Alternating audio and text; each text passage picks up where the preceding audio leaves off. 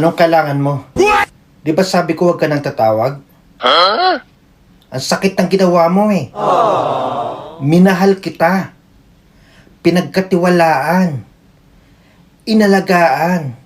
Binigay ko sa'yo lahat.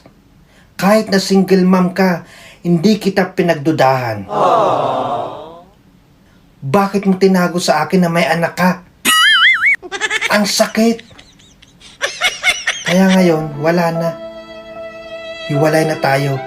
Huwag ka nang tatawag.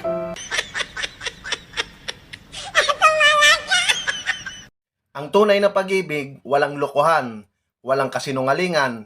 Walang kinikilingan, walang pinoprotektahan. Serbisyong totoo lamang.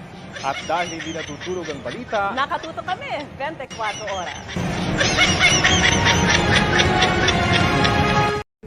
Kahit anong hirap ng buhay, huwag kang susuko. Mga chismosa nga, hindi ka tinatantanan tapos ikaw susuko ng ganun-ganun lang. Bakit daw maganda ka? Ano ba nagpapaganda sa'yo ngayon? Wala lang, maganda lang. Binigay ni Lord. Wow! Hashtag sana all. Ba't pinoproblema mo yung paggamit ko ng filter? What? Bakit di na lang yung mukha mong problemahin mo? Yeah, boom, boom, boom, boom, boom. Yeah, boom, boom, boom, boom, boom. Ako, mga agaw. Hindi ako pinanganak para mang-agaw. Wow. Pinanganak ako para pag-agawan. Kapag pinagchichismisan ka, hayaan mo na lang. Isipin mo na lang, inspirasyon ka ng mga chismosang expired na.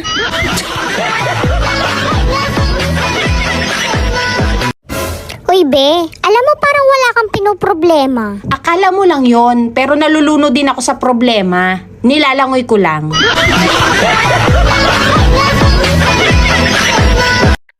Kung may taong dumating tas iniwang ka lang, huwag ka mag-alala dahil may darating pa rin na magmamahal sa'yo, aalagaan ka, tapos iiwan ka uli.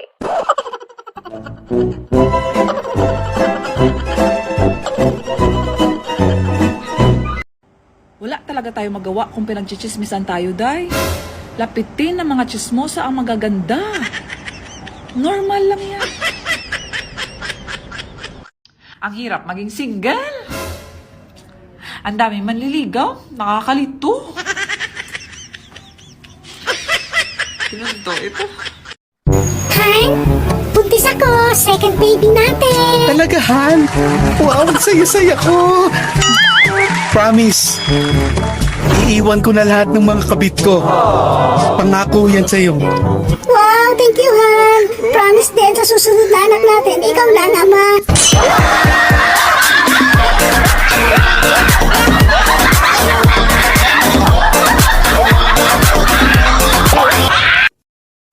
Kung may dalawang pasyente sabay dinating sa emergency room, isang sinaksak at isang nagtatae, sino brother ang uunahin gamutin at anong masasabi mo?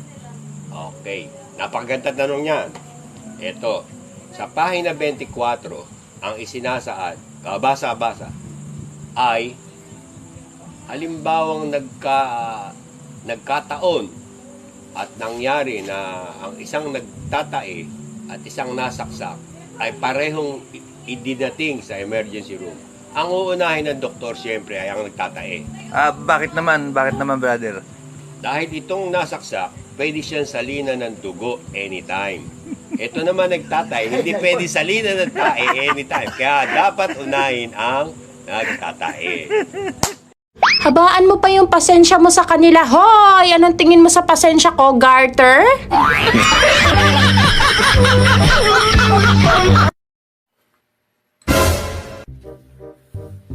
Alam mo, Bebang, Ano? lahat ng katangian na hinahanap ko sa isang babae, Talaga? Ano yon? wala sa'yo.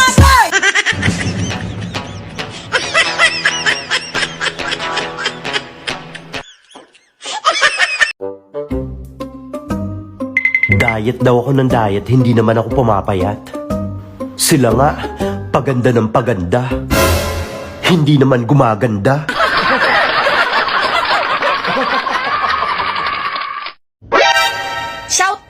sa mga tigang dyan.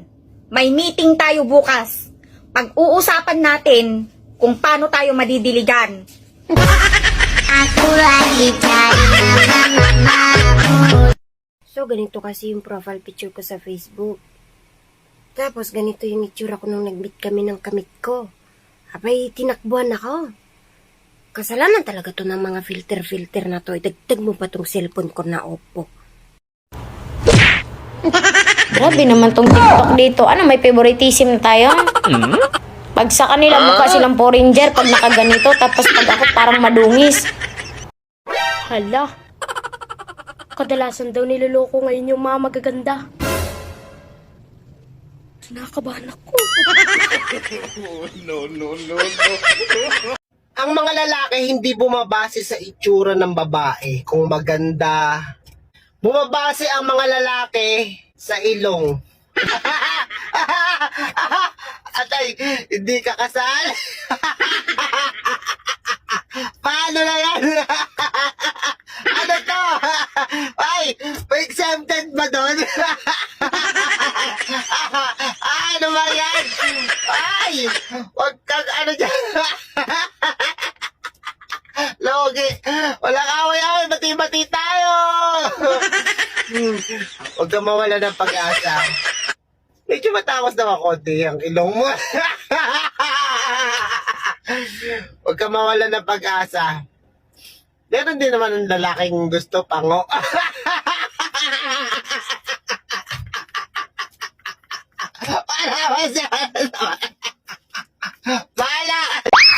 Alam kong hindi ako maganda sa personal.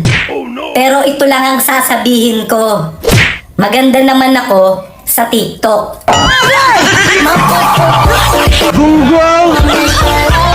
Bobo yan kasi hindi siya nag-i-English kapag nalalasing. Una sa lahat, hindi talaga ako nalalasing. Pangalawa, give me alone. Uy, be, pag nag-iipon ka, saan mo tinatago pera mo? Sa bahay mo o sa bangko? Sa utak ko. Sa sobrang dami, di ko na nga ma-withdraw eh.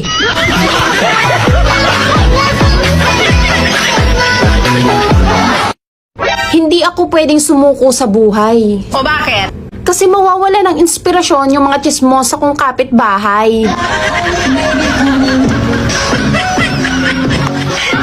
Mga sign na malakas yung appeal mo pero hindi mo lang alam. Number 1, maganda yung mata mo. Alam mo yung tipo ng mga mata na kahit hindi tumatawa parang nakangiti na. Yung parang nakikipag-usap yung mata mo. May mga ganyan tao malalakas yung dating. Tingin pa lang nakukuha ka na, nahuhulog ka na. Ganun kalakas yung dating mo. Pangalawa, makapal yung kilay mo. Mapapansin mo to kadalasan sa mga lalaki, mga makakapal yung kilay. Yung iba, kapag makapal yung kilay, na-attract sila doon. O konti lang taong makapal ang kilay Yung iba nga nagdadagdag pa, di ba? Yung iba dinodrawingan o kaya pinapatato. Pero yung mga gifted talaga, yung natural na kilay, talagang malakas yung appeal nun Pangatlo, maganda kang ngumiti. Iba yung aura ng mukha mo kapag naka-smile ka. Yung vibe na binibigay mo sa mga nakakausap mo at nakakakita sa'yo, na-attract sila sa'yo kasi yung ngiti mo. May mga ganyan pag nga ngumiti, lalong pumopogi, lalong gumaganda.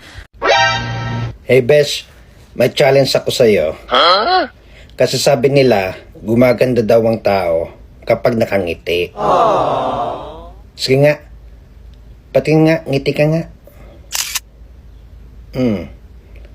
Yung lungkot, patingin. Okay. Ngiti ka nga ulit. Anong pinagsasabi nila? Wala namang pinagkaiba. Ganun ba rin? Kapag niloko ka, pakatatag ka lang. Kapag matatag ka na, paloko ka ulit.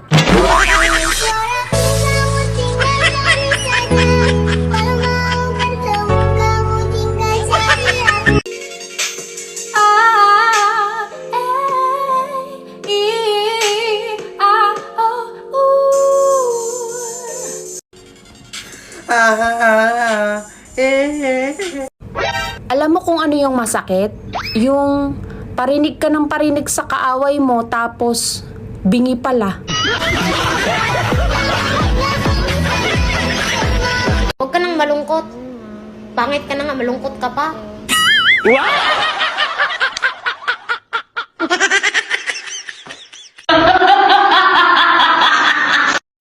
Paano ba magpa-cute? Madali lang. Pungay mata. Wet your lips. Ngiti ng bahagya. Side view ng konti. Cute na ba ako? Uto-uto ka na.